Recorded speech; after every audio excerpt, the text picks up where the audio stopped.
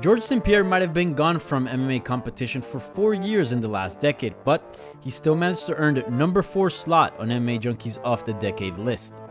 The Canadian fighter entered the decade already being an established champion in the UFC and a household name in the sport of mixed martial arts.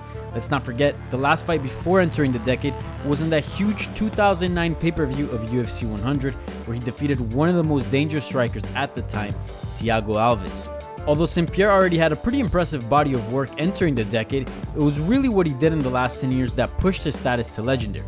St Pierre went on an unbeaten run of 7-0 in the last 10 years, and all those wins came in title fights.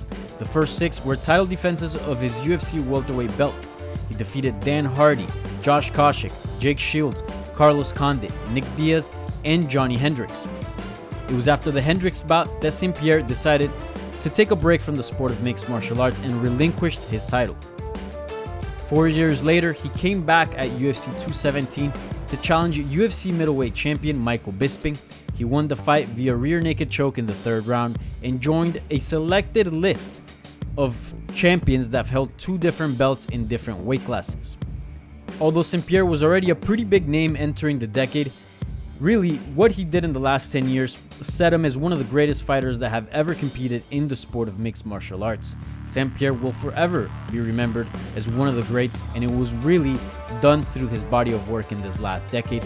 It's impossible to talk about the last 10 years of MMA without mentioning the great George St Pierre. That's why St Pierre is number 4 on MMA Junkie's Off the Decade list.